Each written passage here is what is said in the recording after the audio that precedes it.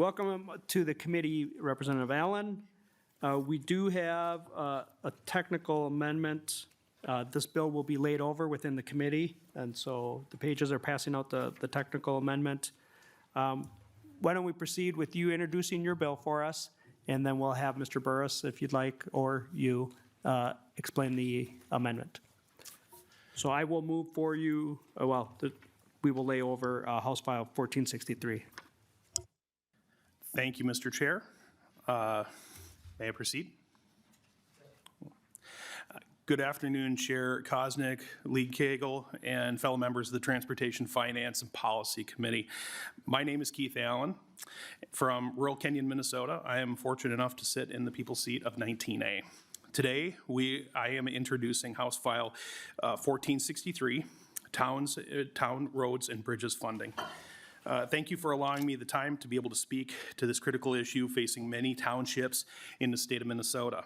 I'm very familiar with this issue. As of up till a few months ago, I myself was a township supervisor in Cherry Grove Township down in Goodhue County. And I understand firsthand the importance of what this does. My experience with it started with a bridge that ended up going bad in my township. It created a very large hardship on our community. It was slated to be replaced within 3 years, and all suddenly a bridge, surprisingly, from the 1920s was no longer passed inspection and was shut down in a fast emergency. It meant we had to reroute everything from emergency services such as fire, police, ambulance services. We ended up having to negotiate with our local neighbors as far as how they were going to be able to get their milk away from their farming operations.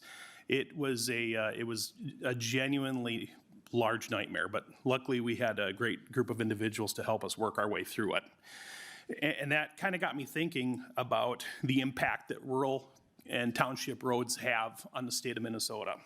Township roads are the starting point of Minnesota's economic drivers. These are many of the roads that many people enjoy using to get to their favorite cabin on a lake, hunting spots, a way to get to the state park for hiking and camping. These roads are responsible for delivering ambulances, fire trucks, and sheriff's departments in the time of need. It's the beginning point for the transportation of our commodities in the state of Minnesota, such as corn, soybeans, pork, beef, turkeys, and forestry products. And more importantly, Minnesota's most valuable natural resource, our children on their way to school and on their way back home again. Seated next to me is Mr. Graham Moberg from the Minnesota Association of Townships. He is completely familiar with the roads and bridges issue faced by townships throughout the state of Minnesota, and he will go into greater depth about the bill you have before you. Great job, Representative Allen. Is it true that this is your first bill? Yes, sir. How's it going? Good so far, Mr. Chair. Well, you know, this is past the lunch hour, and, you know, we tend to get a little hungry here in transportation, but we will proceed with your testifier. Where are we? Mr. Graham Moberg, welcome back to the committee. You've been here before. Please proceed with your testimony and identify yourself for the record. Thank you, Chair Kosnick, and I'd like to thank Representative Allen for his leadership on this issue. My name is Graham Moberg. I am with the Minnesota Association of Townships, and just briefly for those of you who don't know us, we represent almost all of Minnesota's 1,776 townships. It's about 9,000 township officers and about 900,000, 850,000 residents of the state of Minnesota. It's about 16% of the state's population. Disproportionately rural, disproportionately represent areas with low tax bases. Often, our members don't have any staff whatsoever relying on the labor of the elected officials themselves. Now, we are responsible for about 55,000 miles of road, more than any other unit of government. Now, while they aren't, of course, the most traveled roads, nevertheless, they are particularly critical for that first mile, getting food from the fields to Minnesota's forks, getting our citizens to work, emergency services access, as well as lake access for millions of Minnesotans. Most of the funding to maintain that road network comes on the back of local property taxpayers. Now, township roads have been suffering for underinvestment for some time, unfortunately. Even bridges, which have traditionally been the closest thing to a bright spot in our transportation universe, have been suffering from inflation in recent years. Now, in November of this year, we were appraised that not less than 4 projects were languishing for lack of funds. That would be in Medford Township, Merton Township, Havana Township, and St. Joseph Township. While this particular issue ended up getting addressed by MnDOT redistributing funds from the general to the special town bridge account, that is a Band-Aid. Given that costs of these projects are not coming down, and the sheer number of bridges on the deficiency list, which is north of 350 at the last time I checked, this problem is going to get worse and not better. Transportation funding gaps have gotten serious enough that we've recently seen a township actually dissolve due to inability to meet its obligation. In 2022, Cass County turned back portions of County Roads 132, 133, and 134 to Lima Township. They were a small township. They had about 100 people. They were simply not able to afford, and they formally dissolved because they were unable to meet their obligations in 2023. Now, we understand that this is a tight budget year, and we know that folks must carefully prioritize, but we feel that making sure our rural citizens have access to markets, schools, emergency services is absolutely something that the state of Minnesota should prioritize. We think this bill is a big step in the right direction. Thank you for your time. Thank you very much, sir. We did have Mr. Harris on the list, but I don't think he's here. Okay. Any other public anyone wishing to testify from the public? Seeing none, we'll go to member questions. Or did we adopt the amendment? Oh, Representative Tapke, thank you.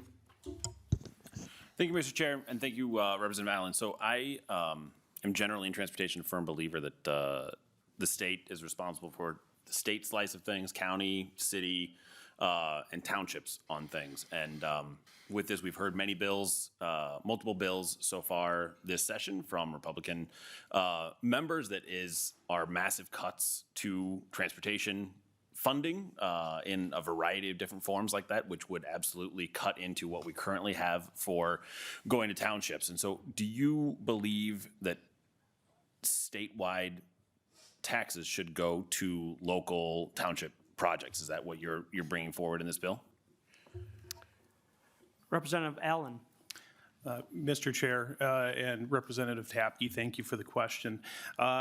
Yes, this is something that's traditionally happened over multiple years. It's been my experience, at least as a township supervisor, that when we collect taxes in terms of road tax and whatnot, that ends up funneling back down towards townships.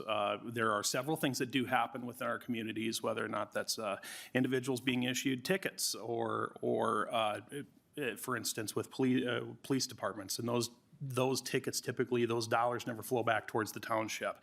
That usually stays within county. But I would also refer to my testifier here to see if he has any further comments. Mr. Moberg? Chair Krasnick, Wish to comment? Yes. Traditionally, the state of Minnesota has funded township roads the same as it's funded other infrastructure projects for the benefit of the state of Minnesota. Now, the Township Association doesn't really want to take a position in terms of prioritizing one or the other. We understand that there's a lot of needs out there. Nevertheless, this is a critical piece in making sure that Minnesota is healthy economically, physically, and able to get to the lakes that we all value. Representative Tapke? And just to follow up, Representative Allen, so like in Shakopee, our local roads don't get any state funding for local roads. Those are firmly local roads. And I just take issue with the fact that we're talking about putting millions of dollars into some roads and others, and also taking back at the same time significant amount of funding that will help for our state roads and things that we need. So I just have concerns about this moving forward and how this will impact our budget and our ability to take care of our state roads in Minnesota. So I just don't know if you want to add anything else on that, but I just want to make sure that I have to reflect that I have some serious problems with putting funding into projects like these. So thank you. Thank you, Representative Tapke. Any other member comments? Representative Cagle. Thank you, Mr. Chair. I just want to introduce the new transportation baby. But I also, I do think that the town, it's a worthy thing, but, with the general fund money it's just, we have to be very careful going forward. And so I would love to be able to work with you on ways that we can address that issue. And then, but, with being mindful that, we might not have a lot of wiggle room. Thank you, Representative Cagle. What is the transportation baby's name? Maybe Representative Sensenmer. I've asked you to introduce it. We don't know the name. Yuna, Yuna. Y-U-N-A. Beautiful. We do. Any other member comments? Representative Allen, please close your bill. Is this, Mr. Chair, is this the point in time when you'd like to take that, or the oral amendment to the bill? Representative Allen and members, we're laying the bill over. I asked myself that question about 5 minutes ago. Since we're just laying the bill over, we don't need to adopt the amendment. Okay. Appreciate the discussion and the topic, but you're welcome to make final closing comments on your bill. Yes, and thank you again, committee, for sitting down and taking the opportunity to be able to listen to this. As to Representatives Habke and Cagle's points, they're well taken. The reality of it is we are dealing with communities that have a very low population base. They are expected to bear the brunt of trying to maintain such a large percentage of the roads and bridges in the state of Minnesota.